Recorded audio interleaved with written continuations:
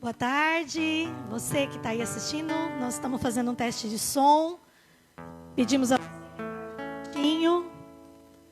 para saber se o som está ok. Só um minuto, por favor.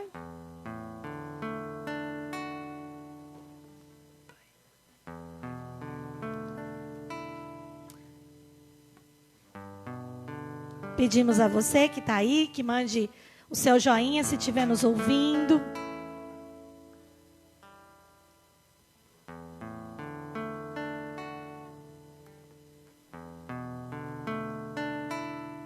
Só um minuto, irmãos.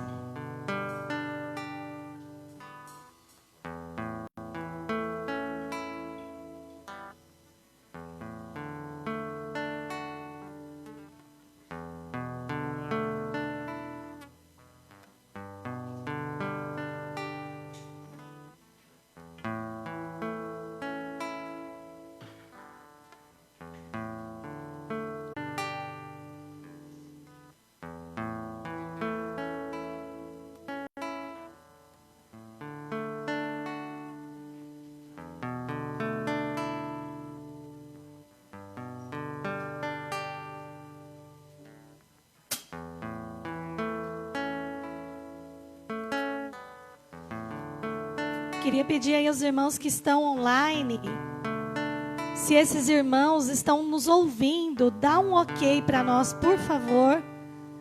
Só para nós termos certeza que está tudo bem. Está conseguindo ouvir? Está ok o som? Tá? Nós temos ali o nosso técnico de som, Dinho. Treinando. Só um minuto, cabinho dando problema aqui. Tá ok? Tudo ok? Então nós vamos dar início agora ao nosso culto. Nesse momento nós estamos aqui na presença do Senhor, louvando, engrandecendo o nome do nosso Deus. Irmão, se cortar, você continue na sua adoração aí. Nós estamos com um cabinho aqui meio dando um probleminha. Mas vai sair tudo bem em nome de Jesus, amém? Vamos orar para nós iniciarmos o nosso culto, amém? Pai, nós te louvamos e te agradecemos porque Tu és bom, porque as Tuas misericórdias se renovaram nesta manhã sobre as nossas vidas. Te agradecemos pela oportunidade que temos de louvar ao Senhor, de ir até os nossos irmãos virem até nós através da tecnologia. Ó Deus, nós sabemos que o Senhor deu inteligência ao homem e que com certeza essa é uma ferramenta que o Senhor, ó Deus, nos deu nesse tempo, para podermos juntos, como igreja, num só coração, num só espírito, em adoração, poder louvar ao Senhor juntos. Que o Senhor alcance os corações nessa tarde, Pai. Que o Senhor visite cada lar. Que o Senhor venha aqui onde nós estamos, e onde cada um dos nossos queridos estão. Em nome de Jesus. Amém. Vamos iniciar declarando que Deus é bom. Em alta voz direi, a todos vou contar, Tua bondade eu sei, não pode acabar. O Teu eterno amor me acompanhará, não posso acreditar.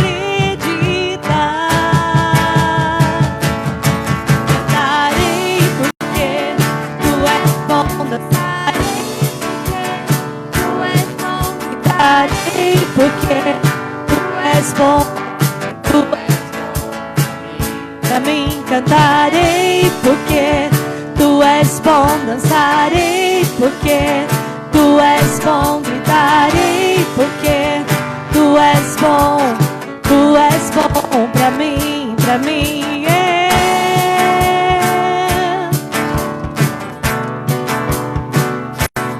Tu és bom.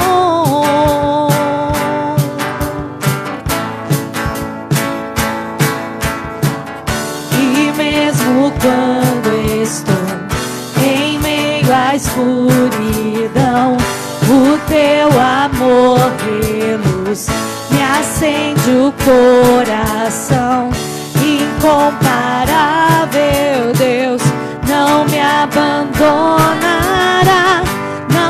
posso acreditar. Cantarei porque tu és bom, dançarei porque tu és bom, gritarei porque tu és bom pra mim, cantarei porque tu és bom, dançarei porque tu és bom, gritarei porque tu és bom pra mim, yeah.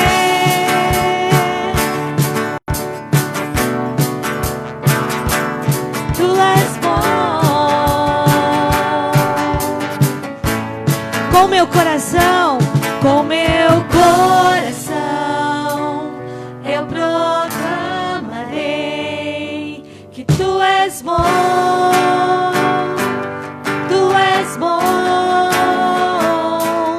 Na tribulação eu me lembrarei que tu és bom,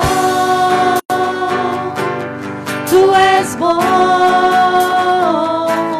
Com meu coração eu proclamarei que tu és bom, tu és bom. Na tribulação eu me lembrarei que tu és bom, tu és bom. Em alta voz direi, a todos vou contar tua bondade, eu sei, não pode acabar. O teu eterno amor me acompanhará, não posso acreditar.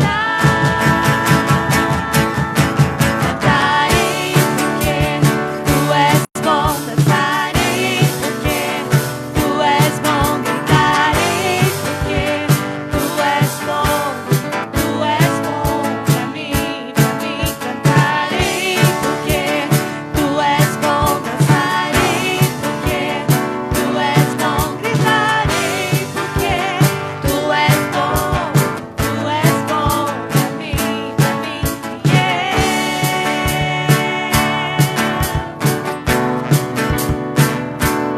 Tu és bom,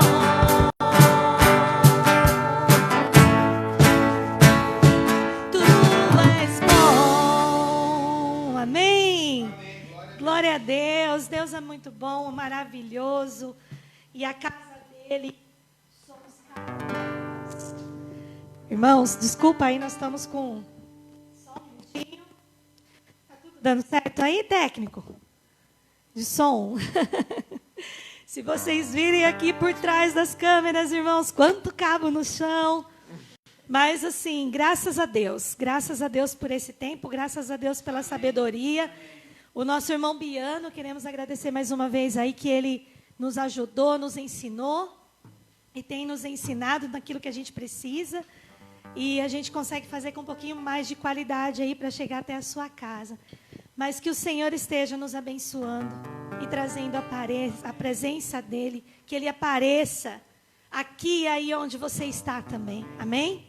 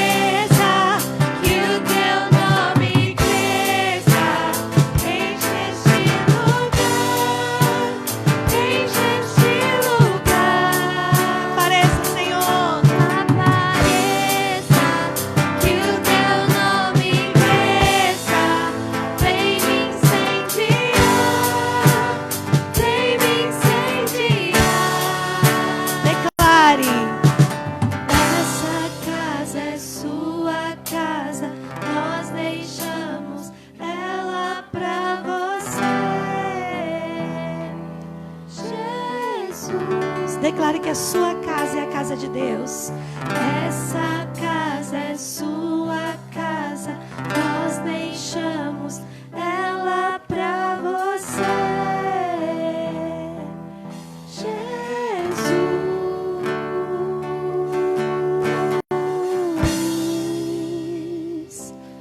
Ó Senhor, vem tomar o teu lugar, Pai, de honra, de glória na nossa casa. Em primeiro lugar, na nossa casa, na sua casa, que é o nosso coração, Pai.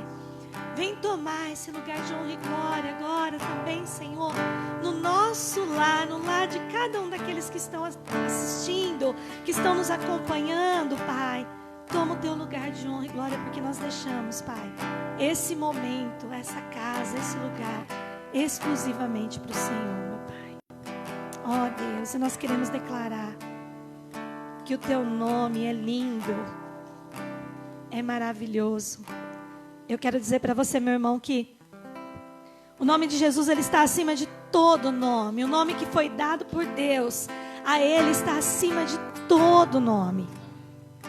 Acima de qualquer doença, acima de qualquer enfermidade, acima de qualquer problema, acima de qualquer medo, acima de qualquer dificuldade, está o nome de Jesus. E a Bíblia diz que ao nome de Jesus todo do joelho há de se dobrar, e toda língua confessará que Cristo é o Senhor. Aleluia!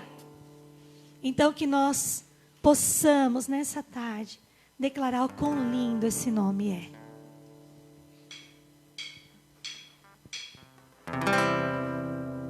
No início eras a palavra, com Deus Altíssimo.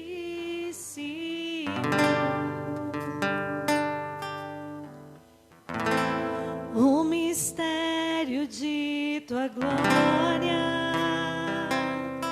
Cristo em ti se revelou. Oh, quão lindo esse nome é! Oh, quão lindo esse nome é!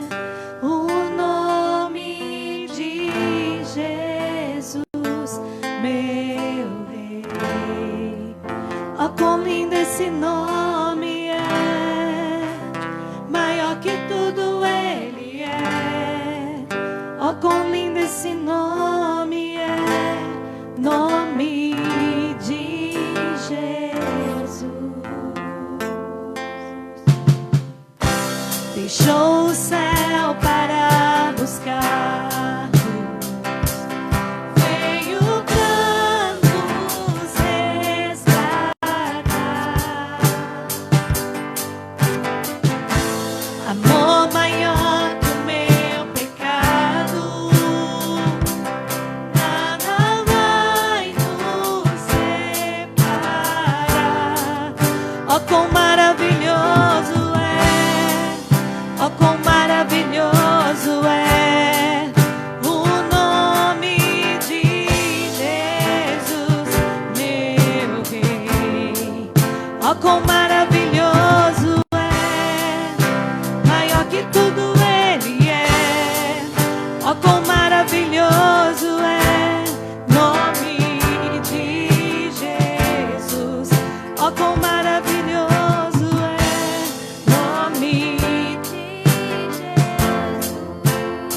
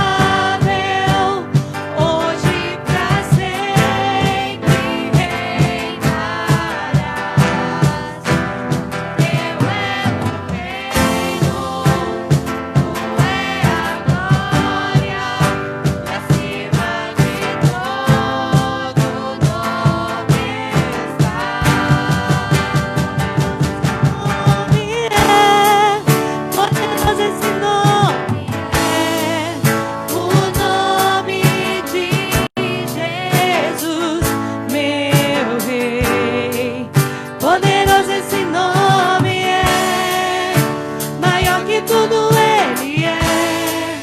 Poderoso esse nome é, nome de Jesus. És invencível, inigualável, hoje pra sempre reinarás.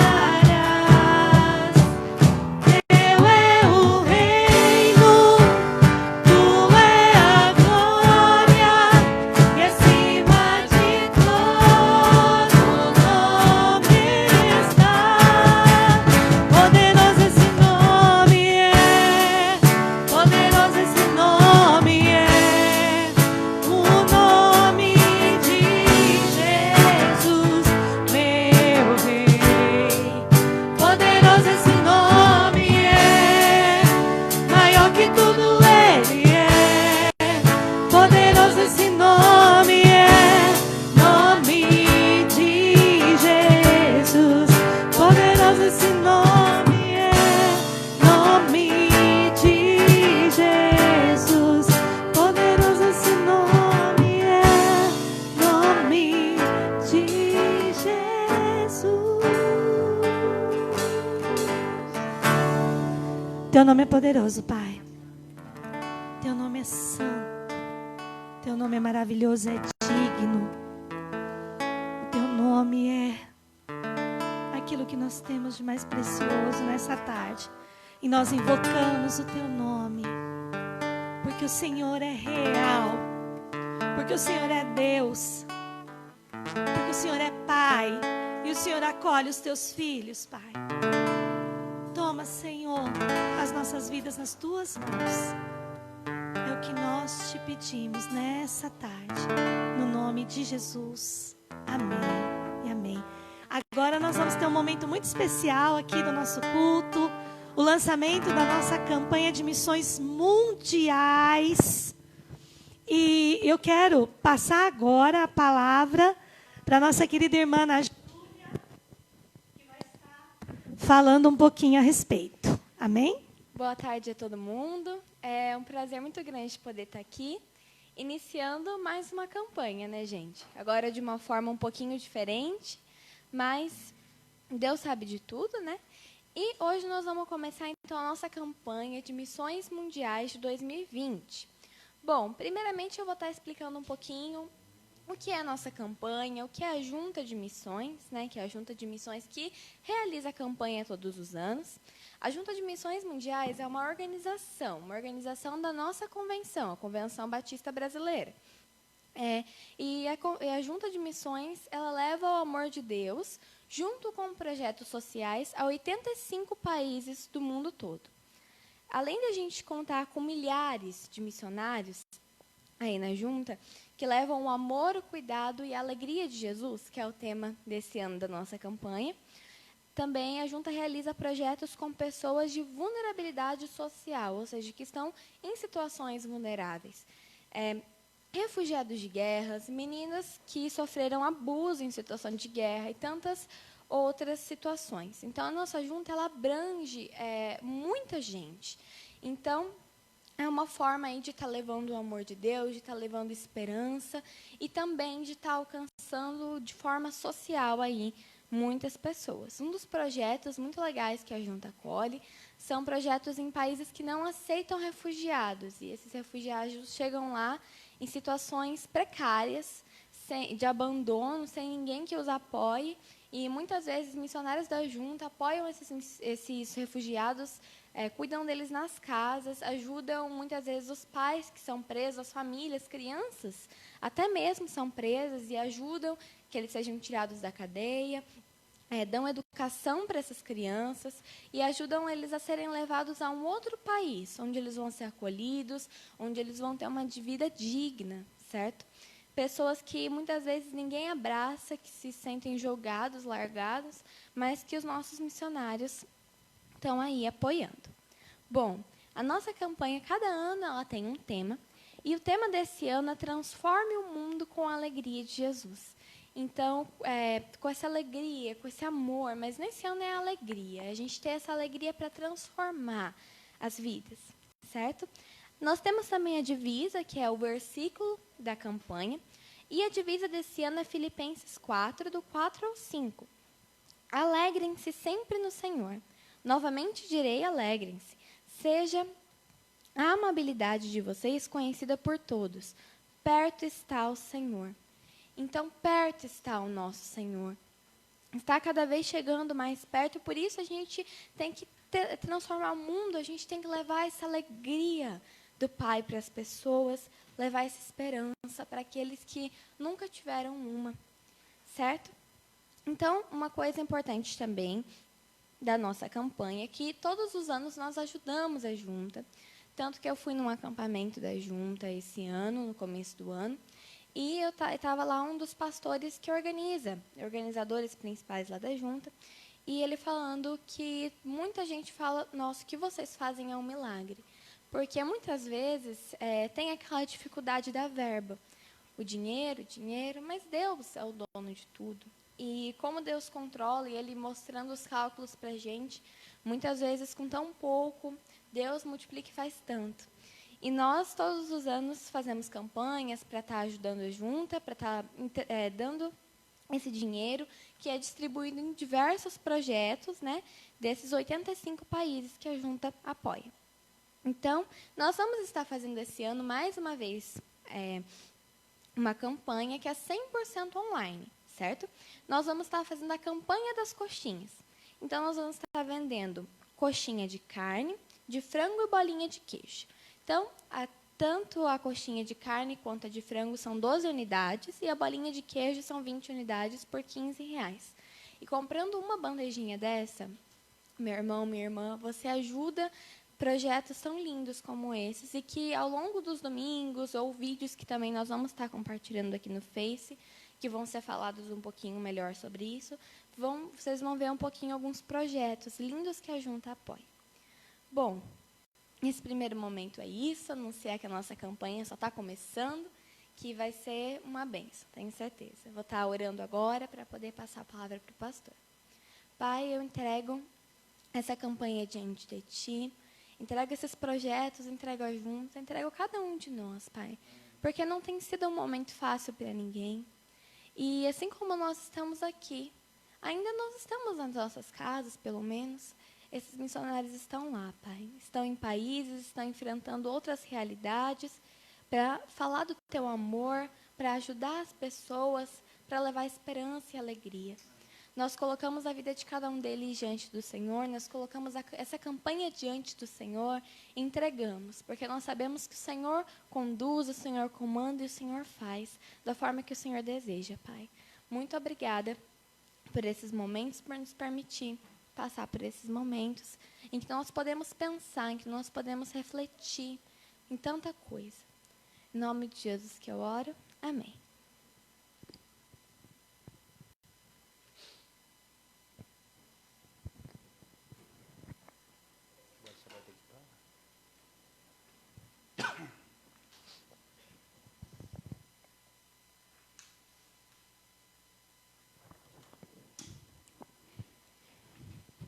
Boa tarde a todos, graça e paz. Graças a Deus porque estamos aqui, porque temos a oportunidade de adorar o Senhor.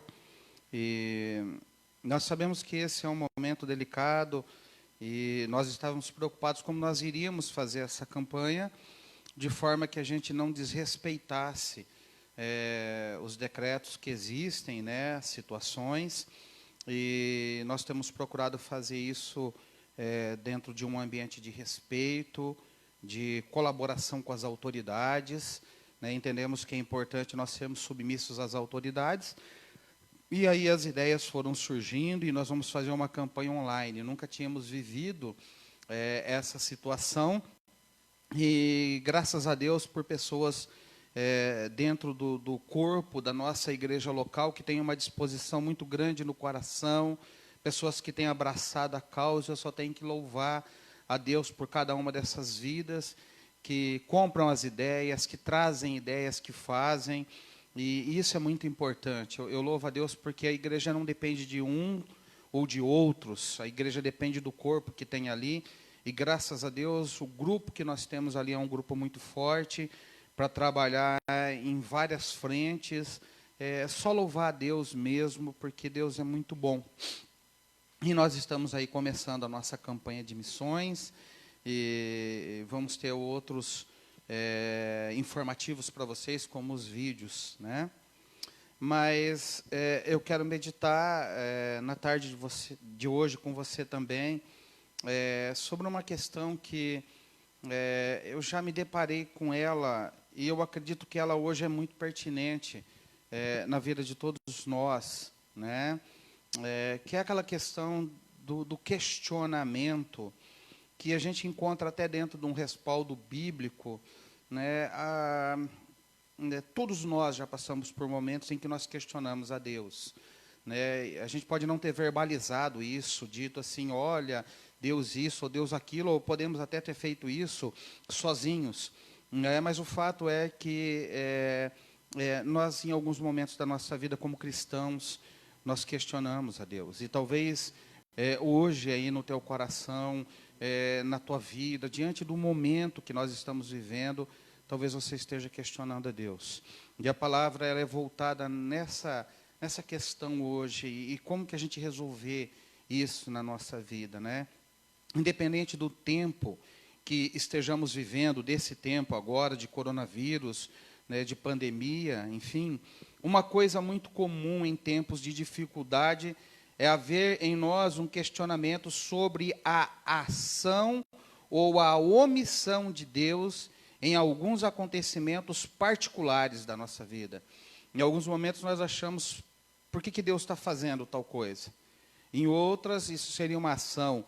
Em outras, porque Deus não está fazendo algo na nossa vida que nós gostaríamos. Então, nós pensamos e questionamos essa ação ou essa omissão de Deus no nosso particular.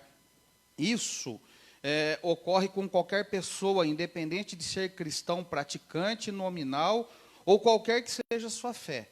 Né? Porque eu já vi várias pessoas, e várias dessas já me perguntaram, poxa, Adriano, mas aonde Deus está? Por que Deus não impediu? Por que Deus isso? Por que Deus não aquilo? Eu já vivi isso. Tá? Pessoas perguntam por que Deus permite que o mundo seja assolado por fenômenos da natureza que destroem cidades e países. Quantas vezes nós temos aí enfrentado terremotos, vulcões que entram em erupção, coisas desse tipo, fenômenos da natureza, tsunamis, e as pessoas perguntam assim, onde está Deus? Por que Deus não impediu isso, né? Por outro lado, onde Deus está quando não impede o sofrimento e a morte de milhares por uma pandemia como essa que nós estamos vivendo hoje? Né? Pessoas questionam Deus, e isso é uma coisa até que natural, né? na nossa vida, quando nós vivemos isso. Na Bíblia nós encontramos várias pessoas tentando se justificar diante de outras, porque as pessoas vão se justificar sempre diante de outras, e dando crédito do seu sofrimento a Deus.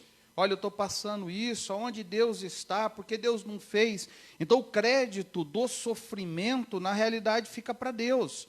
Jó faz isso, Jonas faz isso, e Elias faz isso. Eu só estou citando alguns exemplos.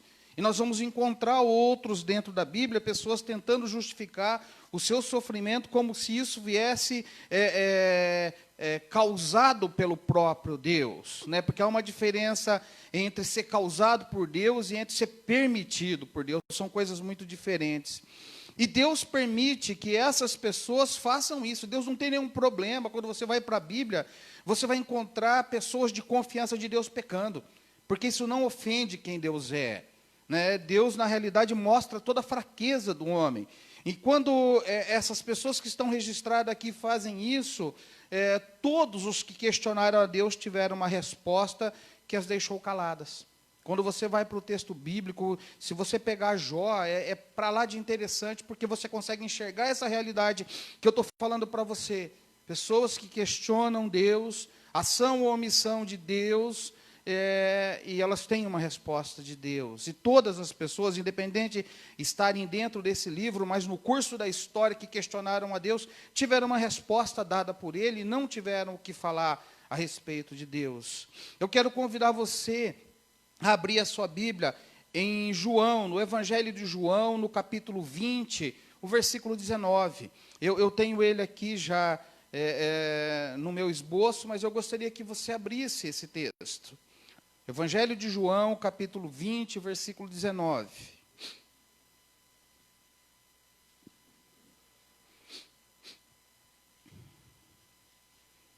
Evangelho de João, capítulo 20, versículo 19.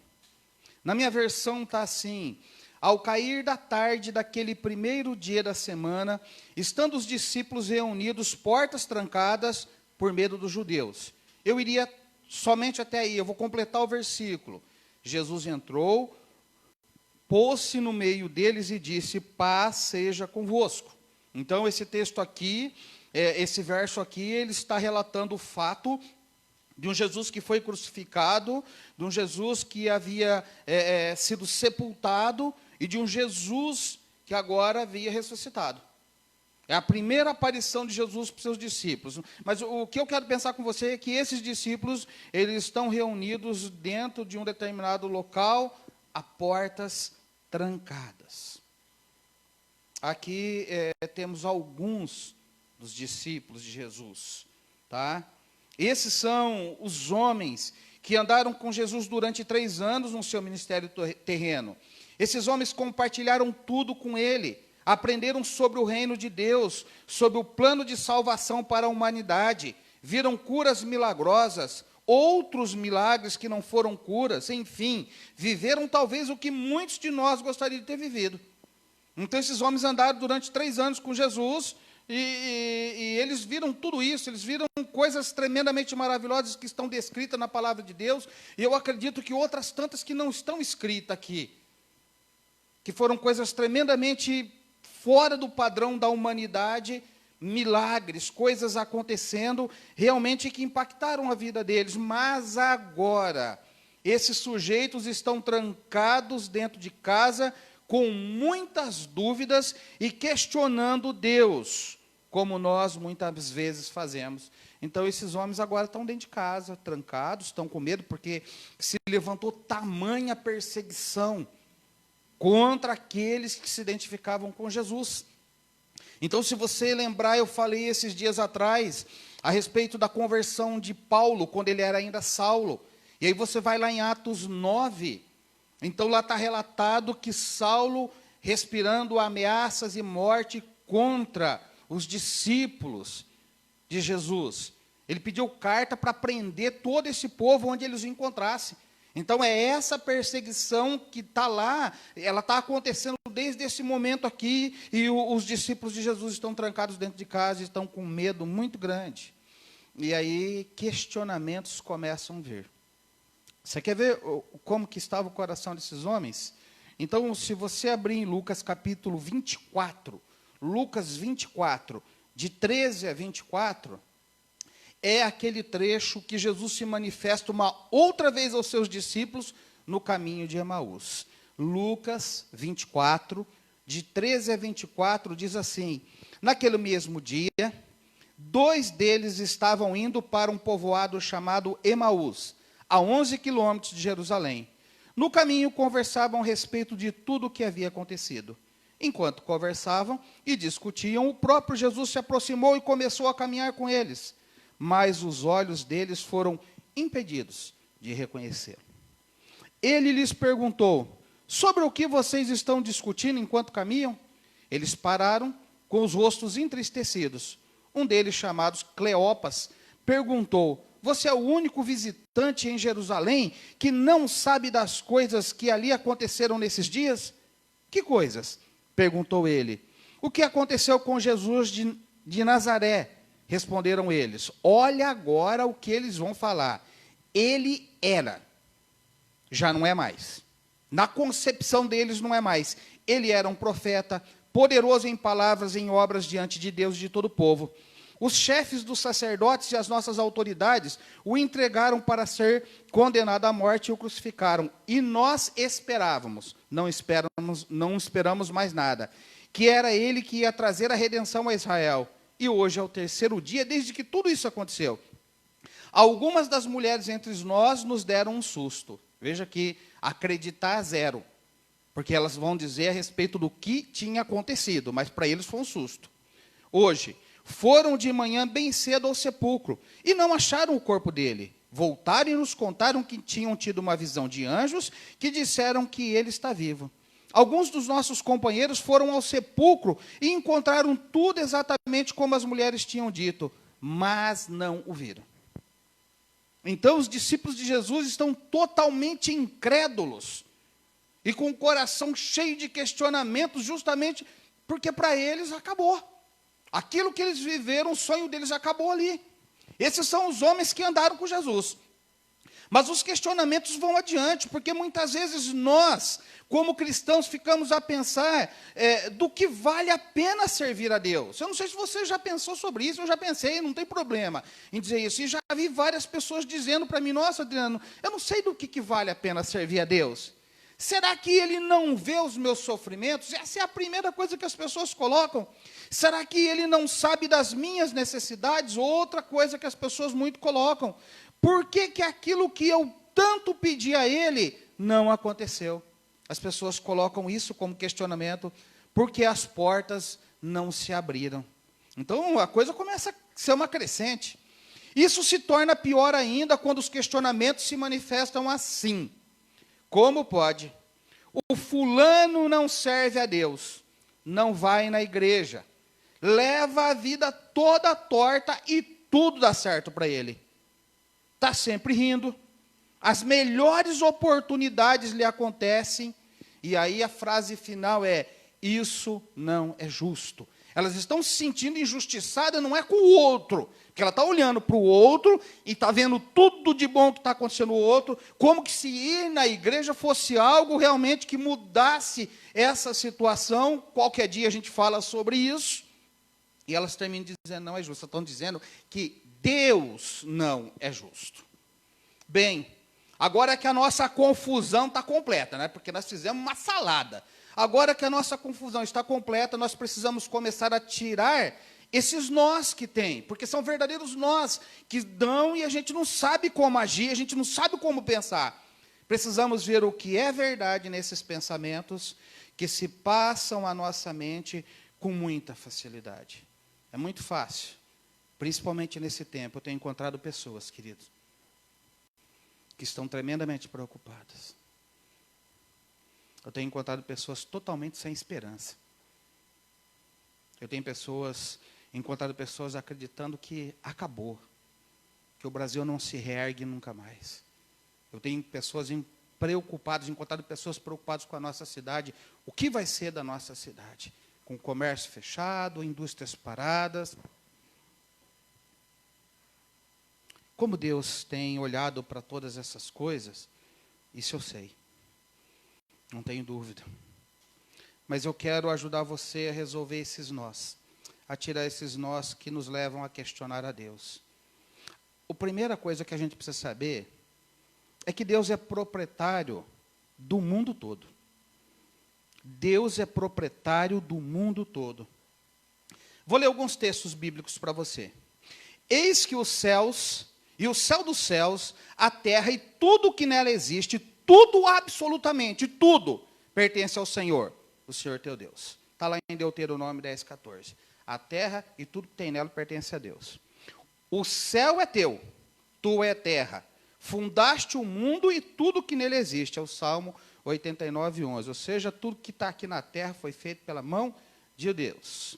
Eu fiz a terra, os seres humanos e todos os animais que nela estão por intermédio do meu magnífico poder e através do meu braço estendido, e doa a quem eu entender que devo dar. Jeremias 27:5.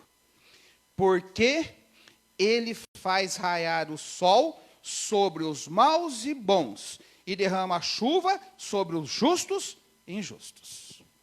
Então, isso está em Mateus 5:45. E respondendo aos questionamentos de Jó, porque você pega os 37 primeiros capítulos do livro de Jó, começa com aquilo que Jó perde, começa algumas coisinhas, parece que Jó está bem de boa, né? Porque ele é um cara especial com Deus, era um servo de Deus, e tá, mas aí os amigos vêm questionando, e aí Jó acende uma ira igualzinha, muitas vezes acende em mim e você. E aí no capítulo 38, Deus começa a responder para Jó. Eu vou pegar um pedacinho só, porque se a gente pegar tudo, sei lá onde é que a gente vai. Olha o que Deus começa a responder em Jó 38, verso 1. Então o Senhor respondeu a Jó do meio da tempestade. Disse ele: quem é esse que obscurece o meu conselho com palavras sem conhecimento? Prepara-se como simples homem. Vou lhe fazer perguntas e você me responderá. Aí Deus começa. Onde você estava quando lancei os alicerces da terra? Responda-me, se é que você sabe tanto. Quem marcou os limites das suas dimensões? Vai ver que você sabe. E quem estendeu sobre ela a linha de medir? E as suas bases, sobre o que foram postas? E quem colocou sua pedra de esquina? Isso aí são os primeiros versos de Jó 38. Deus começou a fazer perguntas, é Jó 38, de 1 a 6. E aí Jó deve ter falado, meu Deus, por que eu fui falar tudo o que eu falei aí para trás? O término eu deixo para você dessa história, que é linda e maravilhosa. Bem, baseado nesses textos, podemos entender que Deus é o dono de todas as coisas. Ele não perdeu o domínio de nada. Ele é dono de todas as coisas. Dessa realidade nos surge pelo menos outras duas. A primeira, imagine que Deus arrendou a terra. Vamos pensar dessa forma, que Deus arrendou a terra, ela é dele. E tudo que tem nela é dele. Ele arrendou a terra, ele é o dono. Para que o homem a cultivasse e dela vivesse. Se você vê o relato da queda, quando Adão estava lá no jardim do Éden, ele e Eva foram expulsos, tarará, Deus falou, está aí a terra, você vai ter que lavrar a terra, ela vai produzir cardos e abrolhos, ervas daninhas, espinhos, todas essas coisas, e você vai viver dela. Deus passa a arrendar, é lógico, não tinha nem como cobrar nada, mas vamos dizer assim, imagine que Deus arrendou a terra para Adão, falou, está aí Adão, vai trabalhar. Mas o que o homem tem feito com a terra? Retirado, retirado e retirado. O homem tem surrado a terra que nós estamos vivendo. As tragédias de Mariana e Brumadinho são um exemplo clássico disso, e outras tantas tragédias pelo mundo. Querido, o que aconteceu em Mariana e Brumadinho são um exemplo da ganância humana, que vai lá, retira da terra, aí vem um desastre desse, a culpa é de Deus? Não, a culpa é do homem, que está fazendo o que está fazendo com a terra que Deus lhe deu para sobreviver. Então a culpa não é de Deus, é do homem. Uma segunda coisa é o fato que você levanta muitas vezes sobre aquele que não serve a Deus ser bem-sucedido. Cara, como a gente tem uma facilidade de fazer isso, né? A gente olha lá e fala, nossa, aquele sujeito não tem nada com Deus, como se a gente fosse as melhores pessoas do mundo. Começa o erro aí, né? A gente se acha o melhor, fala, nossa, aquele fulano vai na igreja, não faz nada, né? Não ajuda, é um ateuzão, sei lá o que ele é. E aí, a gente questiona, fala, por que ele é bem-sucedido e eu não? Então, novamente, eu digo que Deus é o dono do mundo todo, das coisas, dos animais e das pessoas. Tanto que o sol e a chuva, as estações do ano e tudo mais que visa abençoar o homem, não se manifesta somente para os cristãos, mas para todas as pessoas. A própria Bíblia vai dizer, acabei de ler para você, que Deus faz vir chuva sobre justos e injustos, tá? Então, nenhum problema, porque Deus é o quê? Dono de todas as coisas. Então, na qualidade de dono, mesmo tendo arrendado a terra para o homem, ele ainda tem provido e de forma gratuita os recursos para que esse possa sobreviver aqui. Então, ele manda a chuva. O homem não tem que molhar, ele manda a chuva, porque quando ele não manda a chuva, não sai nada. E ele manda o sol, e ele manda a lua, e ele manda as estações do ano para que isso seja de forma completa. Nós estamos aí entrando, logo nós vamos entrar no inverno. Está certo que isso é preocupante por conta de um vírus que nós temos aí, mas o inverno e a geada são tremendamente relevantes para matar as pragas. Senão a agricultura não produziria mais nada, absolutamente nada. Não tem herbicida que pode com tudo. Deus quem dá. Bem, aqui nós tiramos o primeiro nó. Deus é o dono de tudo, e mesmo arrendando a terra ao homem, e esse fazendo muita destruição, Deus continua provendo recursos essenciais. Se eu quero resolver esses questionamentos, que se levantam dentro da minha mente e até do meu coração, que são maus, eu preciso partir desse ponto, de que Deus é o dono de tudo, e que Ele cedeu a terra ao homem, após o pecado, e continua provendo os recursos essenciais para que ela seja mantida. Então, tem sol, tem lua, tem chuva, tem estações que Deus concede a todas as pessoas, independente se elas são cristãos ou não. A primeira coisa que eu preciso saber é isso, querido. Para mim tirar esses nós que trazem questionamento, eu preciso entender. Deus não perdeu o controle de nada, a terra continua dele. E tudo que nele tem. E calma que a gente vai chegar ainda no final daqui. Ele simplesmente cedeu ao homem. Fez um arrendamento para o homem. Então Deus é o dono de todo mundo, de toda a terra. Uma segunda coisa. Deus é Senhor daqueles que o invocam. Aqui nós começamos a mudar. Deus é Senhor daqueles que o invocam. Senhor é aquele que tem a propriedade de alguma coisa e dela usufrui. Na época da escravidão, os senhores eram donos das pessoas. Faziam delas o que queriam. Em alguns lugares ainda nós temos escravidão. Mas eu estou pensando aqui a nível de Brasil e quero acreditar que não temos mais. Na Bíblia, a palavra servo, no literal, também significa escravo. Porém, numa condição muito diferente dessa condição da escravidão humana. Então, na Bíblia, a palavra servo, ela significa escravo. Alguém que foi comprado. Né? O escravo é alguém que é comprado. Primeiro, porque Deus, na sua perfeição, se manifesta aos homens como um justo Senhor, que quer cuidar da vida das pessoas, mas que essa condição precisa partir do homem para com o Senhor. Deus não obriga ninguém a fazer nada, muito menos a servi-lo. Então, ser servo de Deus, ou entrar nessa condição de comprado por Ele, escravo, eu preciso querer. Não é Ele que vai lá e me arremata num leilão. Não é isso que Deus faz. Porque com Deus as coisas são diferentes. Deus quer cuidar da minha vida. Mas eu preciso me colocar nessa condição de servo dele.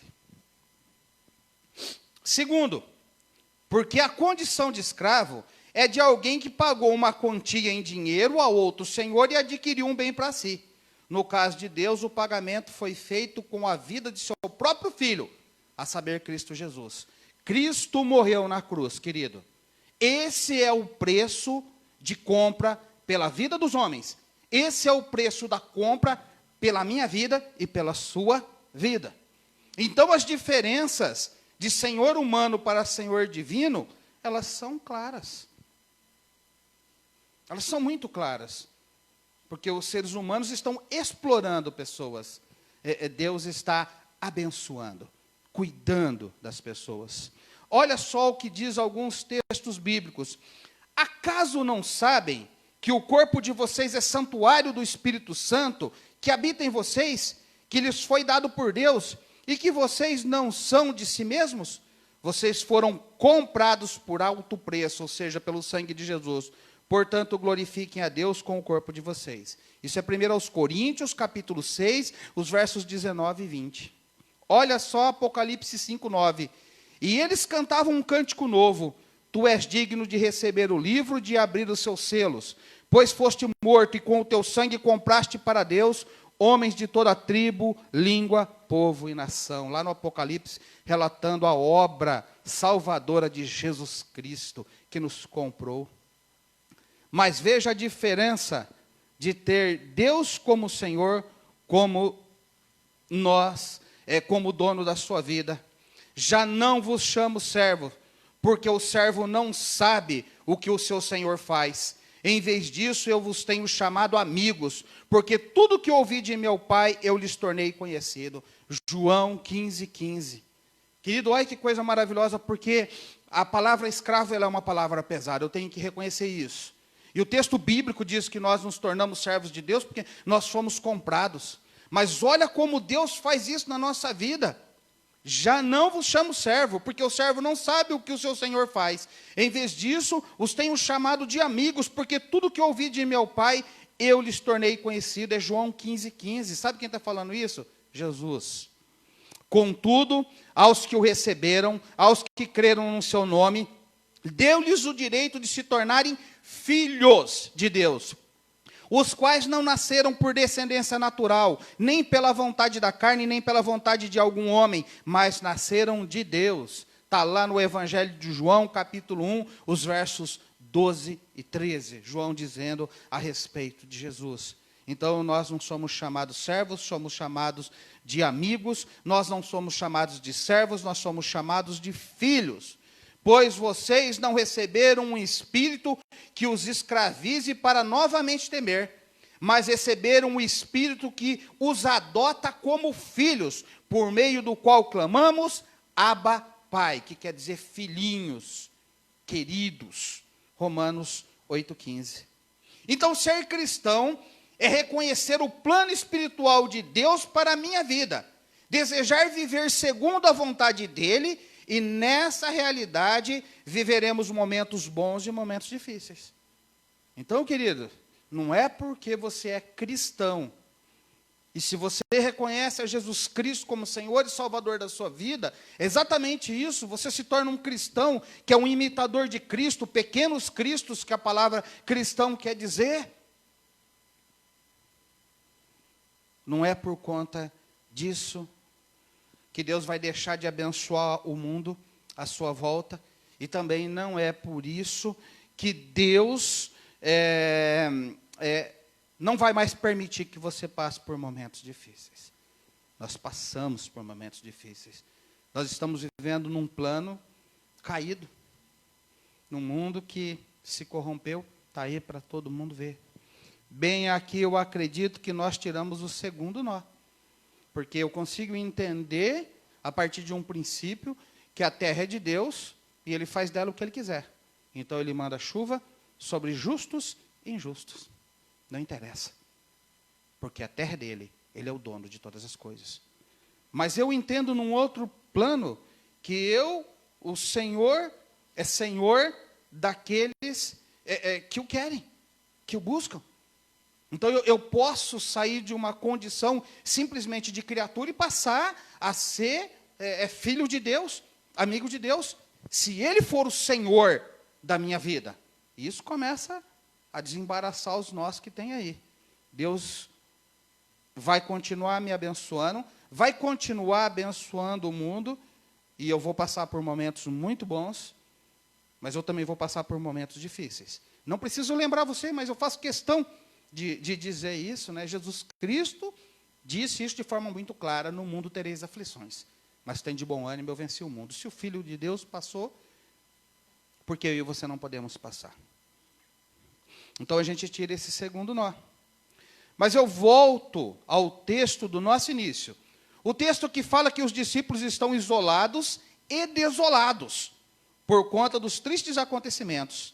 Para aqueles homens a esperança tinha ido embora, a alegria se transformada em tristeza, e acredito que os planos para o futuro se desfeitam.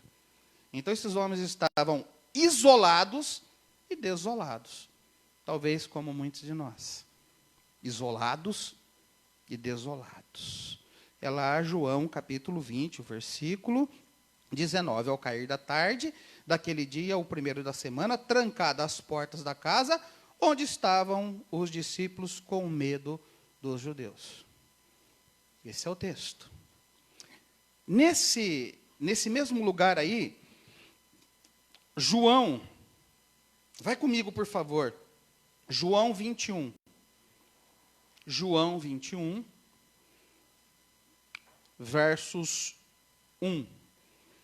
Evangelho de João 21, 1. Está no mesmo cenário. Depois disso, tornou Jesus a manifestar-se aos discípulos junto ao mar de Tiberíades. E foi assim que ele se manifestou. Estavam juntos Simão Pedro, Tomé, chamado Dídimo, Natanael, que era de Caná da Galileia, os filhos de Zebedeu e mais 2 dos seus discípulos. Disse-lhe Simão Pedro: vou pescar. Disseram-lhe os outros: também nós vamos contigo. Saíram e entraram no barco, e naquela noite nada apanharam. Esse texto é um texto fantástico. Jesus já tinha se manifestado para eles outras 2 vezes. Essa aqui vai ser a terceira. Ele já tinha se manifestado para eles outras 2 vezes. Mas isso não tinha sido o suficiente para os convencer que aquele era um momento difícil, porém um momento que Deus estava cumprindo o seu plano maravilhoso de redenção da humanidade, proporcionando a oportunidade de salvação àqueles que quisessem. Então, querido, Jesus já tinha se manifestado. Então, ele vem, nesse aqui no capítulo 20, verso 19, ele entra lá dentro, mas depois ele sai. Tem Jesus no caminho de Emaús. Foram 3 vezes que ele tinha se manifestado. Tem essa situação com Tomé, que Jesus volta lá, porque Tomé disse que não acreditaria. Se não colocasse o dedo no lado e na mão de Jesus, ele não acreditaria. E Jesus se manifesta ali. Não era 2, eram 3 vezes Jesus já tinha se manifestado ali para eles. Mas isso não tinha sido suficiente para convencer eles que aquele era um momento importante no plano maravilhoso de redenção. No plano que Deus tinha e tem de salvar o homem, daqueles que quisessem ser salvos, se tornar servos dele. Então aqui eu tenho a terceira situação. Deus não é Deus de templos de pedra, mas Deus de templos de carne e osso. Deus não é Deus de templos de pedra, mas Deus de templos de carne e osso. Essa é uma das grandes lições que estamos aprendendo nesse momento.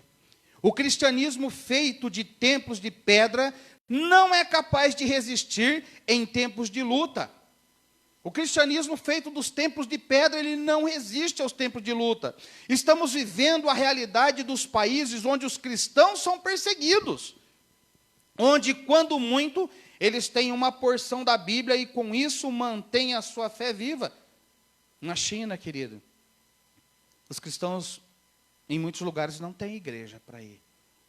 Eles têm o templo de carne, que são eles. E pequenas porções da palavra de Deus que eles trocam uns com os outros. 1 página, 2. E é isso que tem mantido a fé deles viva. Então, veja bem, nós estamos vivendo esse tempo aqui também. Cristianismo de templo de pedra é religiosidade.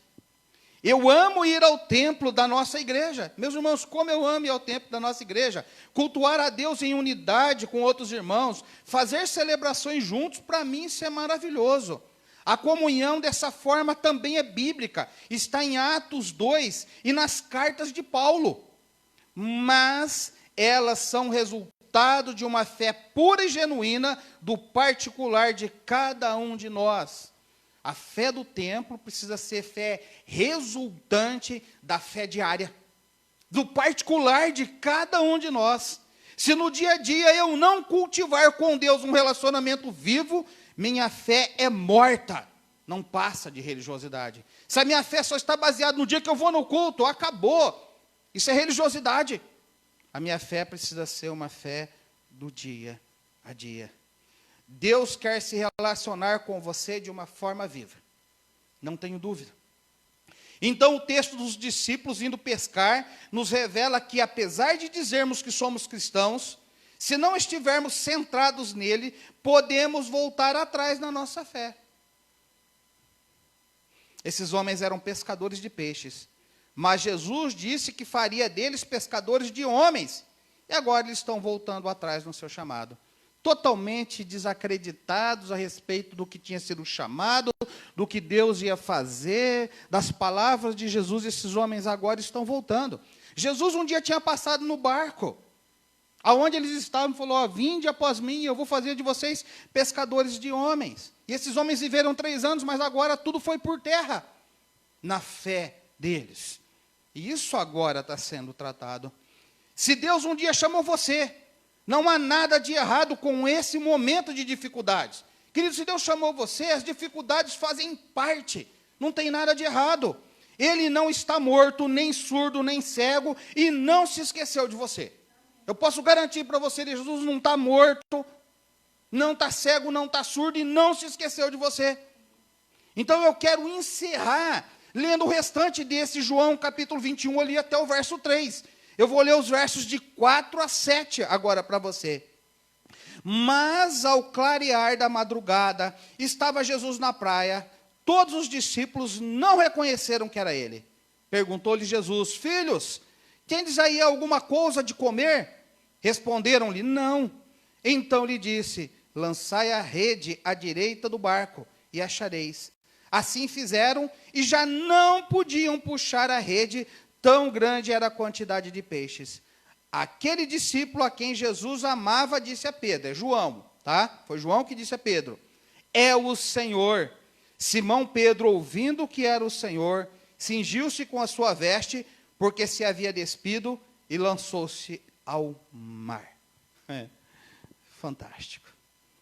Pescadores de profissão, mas não pegaram absolutamente nada. A noite inteira pescando, não pegaram nada.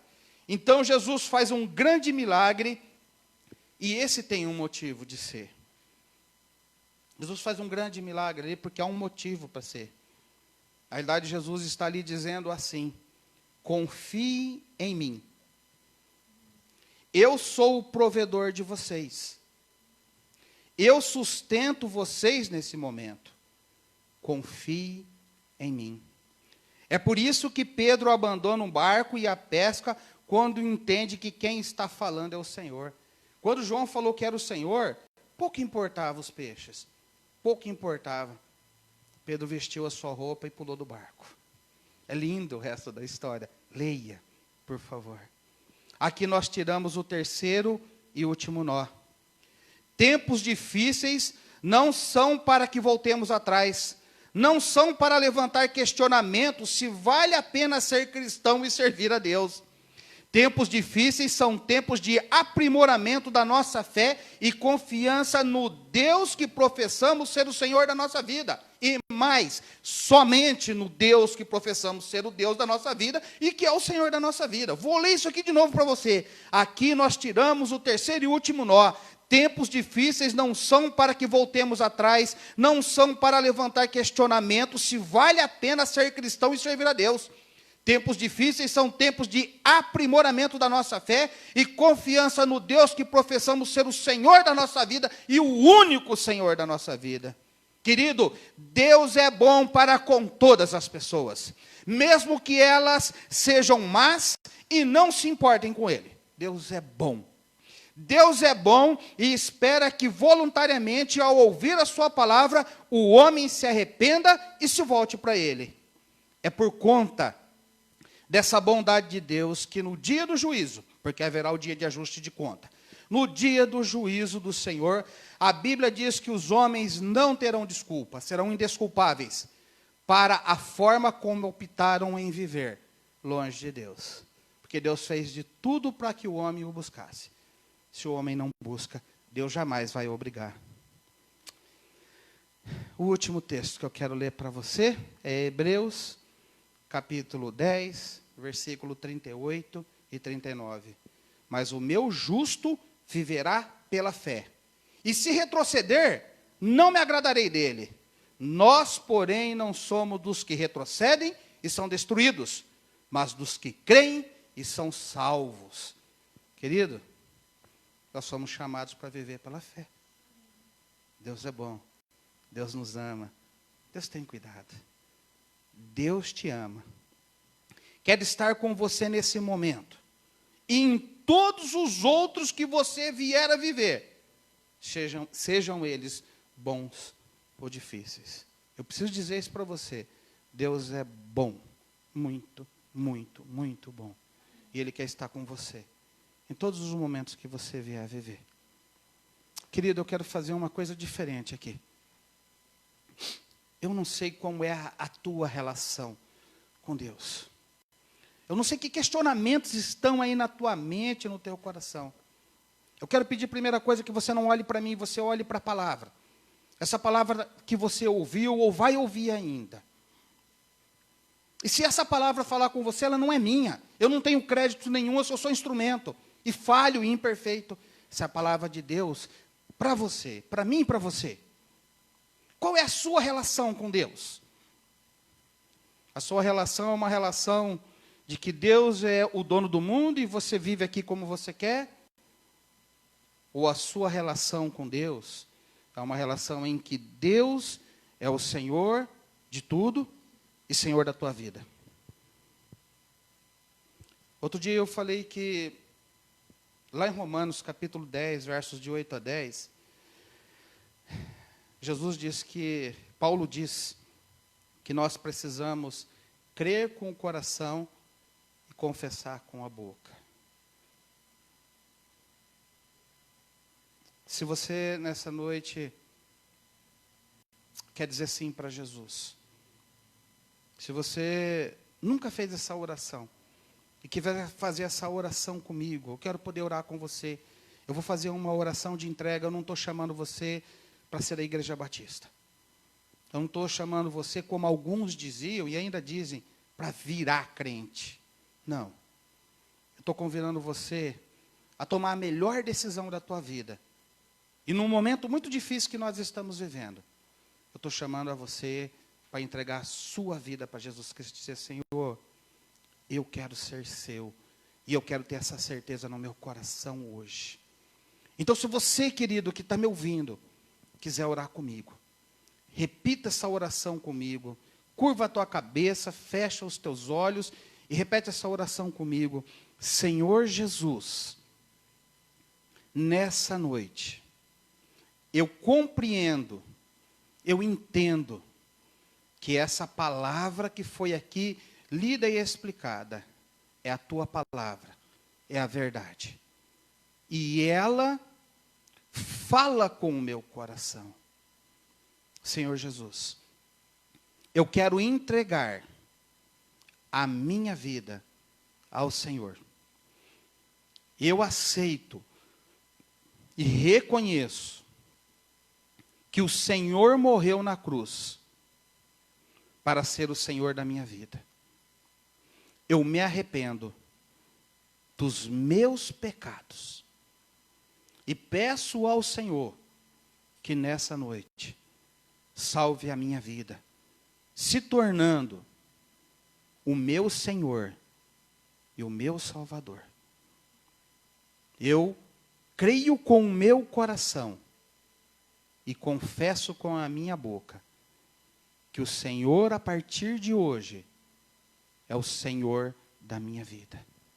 Opera em mim toda a sua transformação e mudança, conforme a tua vontade e conforme o teu querer. Eu oro com fé, em nome de Jesus. Amém. Amém. Amém, querido. Eu quero orar agora pela sua decisão e orar para a gente encerrar o nosso culto. Ó Deus, a tua palavra foi lida e explicada. E eu não tenho capacidade nem parte nenhuma nela. Assim como os demais que aqui estiveram na ministração do louvor e na campanha de missões, somos todos instrumentos teus. Eu peço em nome de Jesus que cada um daqueles que oraram nessa mensagem, te reconhecendo como Senhor e Salvador, o Senhor, ó Deus eterno, esteja abençoando a vida deles. O Senhor esteja trazendo uma resposta de confirmação ao coração de cada um dos teus servos. Que o Senhor possa estar reinando na vida de cada um de nós, que temos o Senhor como Senhor. Que o Senhor abençoe a nossa nação e abençoe o mundo, porque a terra toda é tua. Que o Senhor continue dando oportunidade ao homem de reconhecer que o Senhor é o dono de todas as coisas e que nada perdeu o controle, porque o Senhor é soberano sobre todas as coisas. Que o Senhor traga arrependimento ao coração de cada um de nós todos os dias. Que o Senhor continue a operar e a ministrar dentro do nosso coração, Nós entregamos a nossa vida nas tuas mãos. Que o Senhor continue a operar através da tua palavra e no poder do teu Espírito Santo. Nós te agradecemos por tudo que o Senhor tem feito até aqui, porque o Senhor é muito bom, muito, muito bom. Só temos que te agradecer. Fazemos isso no nome santo do teu Filho Jesus. Amém e amém. Deus abençoe, queridos. Que a graça, a paz e o amor do Senhor estejam presentes com vocês todos os dias. Deus abençoe. Fiquem na paz. Amém.